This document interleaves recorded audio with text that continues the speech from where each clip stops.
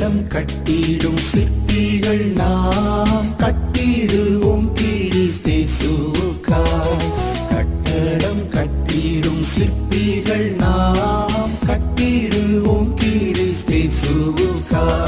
சுத்தியல் வைத்து அடித்தல்ல, ரம்பத்தால் மரத்தை அறுத்தல்ல, சுத்தியல் வைத்து